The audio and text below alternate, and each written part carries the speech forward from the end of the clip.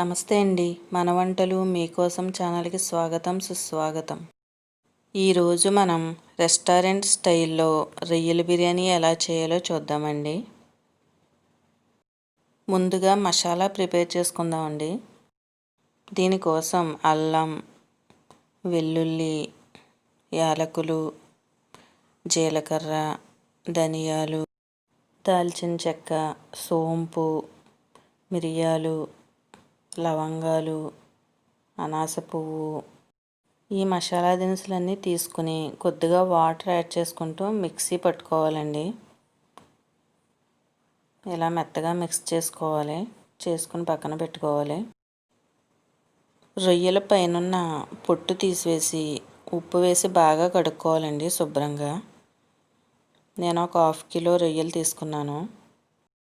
ఇప్పుడు వీటిలో ఒక 1/2 టేబుల్ స్పూన్ వరకు పసుపు, 2 టేబుల్ స్పూన్ల వరకు కారం, కొంచెం స్పైసీగా కారం ఎక్కువ కావాలనుకుంటే కారం ఎక్కువ యాడ్ చేసుకోవచ్చండి. నేనైతే 2 టేబుల్ స్పూన్లు యాడ్ చేస్తున్నాను.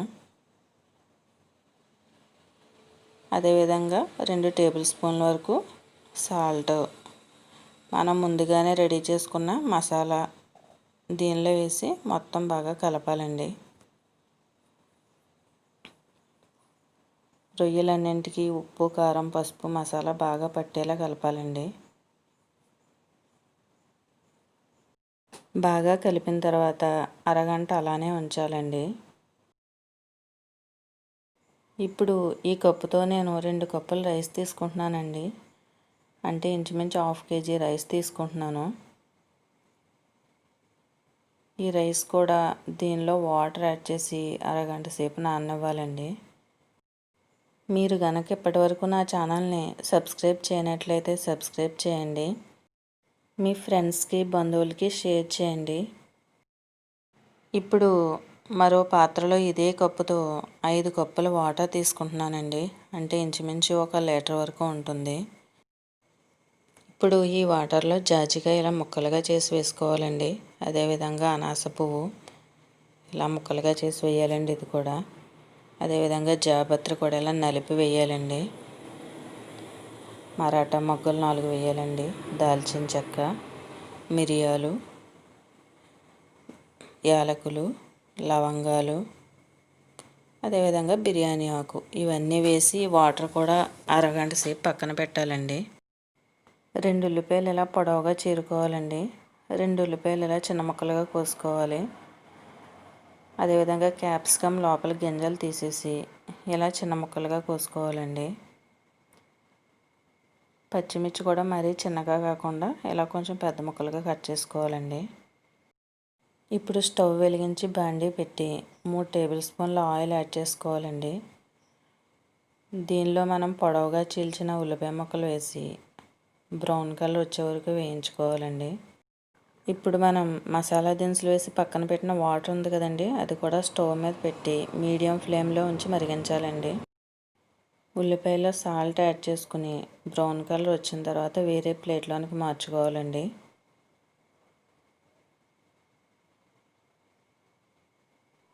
ఇప్పుడు అదే బాండీలో ఒక 3-4 టేబుల్ స్పూన్లు ఆయిల్ వేసుకోవాలండి. దీనిలో చిన్నగా కట్ చేసిన ఉల్లిపాయ ముక్కలు, అనాస పువ్వు, యాలకులు, మరాఠా మొగ్గలు, ఒక బిర్యానీ ఆకు వేసి ఫ్రై చేసుకోవాలండి.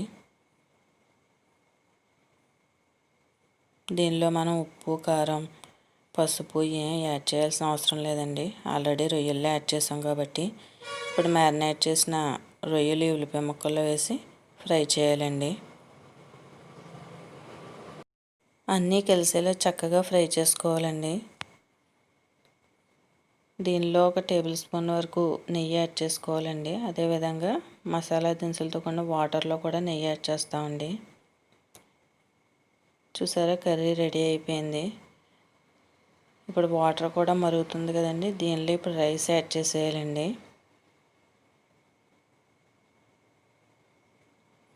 మనం ఇలా హోల్స్ ఉన్న గరిటె తీసుకోవాలండి. ఇప్పుడు కొంచెం కర్రీ బాండీలో ఉంచి మిగిలింది వేరే గిన్నెలోకి ట్రాన్స్ఫర్ చేసుకోవాలండి. ఇప్పుడు రైస్ ఇలా 70% అండి, అంటే మరీ మెత్తగాను కాదు అలా పలుగ్గాను కదండి, ఇలా ఉడికిన తర్వాత దీన్ని మనం బాండీలో ఉంచిన కర్రీ మీద ఒక లేయర్లో వేయాలండి. ఒకే చోట ముద్దగా కాకుండా ఇలా బాండీ అంతా పట్టేలా కర్రీ మీద లేయర్గా వేసుకోవాలండి. రెస్టారెంట్లో ఇలాగే తయారు చేస్తారండి బిర్యానీ. ఒకసారి మీరు కూడా ట్రై చేయండి, ఇలా చాలా బాగుంటుంది. ఇప్పుడు దీని మీద మనం ఫ్రై చేసి పెట్టుకున్న ఆనియన్స్, అదేవిధంగా పచ్చిమిర్చి, క్యాప్సికమ్ ముక్కలు, కొద్దిగా కొత్తిమీర యాడ్ చేసుకుంటామండి. ఈలోపు ఇంకో 2 మినిట్స్లో రైస్ ఉడుకుతుంది కదండి. మనం పక్కకు తీసుకున్న కర్రీ కూడా ఒక లేయర్లో వేస్తామండి. దీని మీద మళ్ళీ ఇప్పుడు మనం రైస్ మళ్ళీ రెండో పొరగా వేస్తామండి. అంటే ముందు 70% ఉడికిందంటే ఇప్పుడు 75% ఉడుకుతుందండి.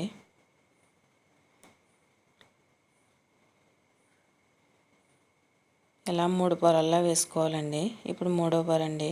మళ్ళీ ఫ్రై చేసి పెట్టిన ఆనియన్స్, పచ్చిమిర్చి, క్యాప్సికమ్. పచ్చిమిర్చి క్యాప్సికమ్ మనం ఫ్రై చేయలేదండి, ఇలాగే యాడ్ చేసుకోవాలి. అదేవిధంగా కొత్తిమీర, మిగిలిన కర్రీ, ఇవన్నీ ఒక లేయర్లో వేసుకోవాలండి.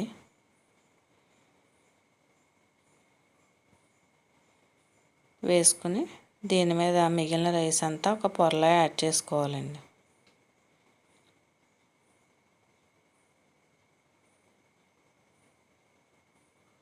మీరు చిల్లులు గరిటైనా వాడచ్చండి, లేదంటే దానిలో ఉన్న వాటర్ అంతా మీరు పక్కకు వంచేసుకోవచ్చండి. ఇలా మిగిలిన రైస్ అంతా ఒక పొరలో వేసుకోవాలండి. దీని మీద కొత్తిమీర యాడ్ చేసుకుని ఫుడ్ కలర్ ఇలా వాటర్లో కలుపుకొని ఫుడ్ కలర్ యాడ్ చేసుకోవాలండి. ఇది ఆప్షనల్, మీకు నచ్చితే యాడ్ చేసుకోవచ్చు, లేదంటే లేదండి. ఫుడ్ కలర్ అంతా ఒకే చోట పోసేయకుండా మొత్తం రైస్ అంతా అక్కడక్కడ పడేలా కొంచెం కొంచెం యాడ్ చేసుకోవాలండి. ఇప్పుడు దీని మీద మూత పెట్టి ఒక 20 నిమిషాలు ఉడికించుకోవాలండి. చూసారా, రెడీ అయిపోయింది. చాలా బాగుంటుందండి, మీరు కూడా ట్రై చేయండి. మొత్తం బాగా కలపాలండి పైనుంచి కింద వరకు. దీనిలో సైడ్ డిష్గా మనం ఏ విధమైన కర్రీ వాడుకోవాల్సిన అవసరం లేదండి, ఎందుకంటే కర్రీ గ్రేవీ అన్నీ దీనిలోనే కలిసి ఉంటాయి కాబట్టి. ఉల్లి చట్నీతో సర్వ్ చేసుకుంటే చాలా బాగుంటుందండి. చూసారా, చూస్తుంటేనే నోరు ఊరుతుంది కదండి. నా వీడియో కనుక మీకు నచ్చితే లైక్ చేయండి, మీ ఫ్రెండ్స్కి బంధువులకి షేర్ చేయండి. మరిన్ని వీడియోల కోసం మన వంటలు మీకోసం ఛానల్ని సబ్స్క్రైబ్ చేయండి, బెల్ ఐకాన్ని యాక్టివేట్ చేయండి. Thank you.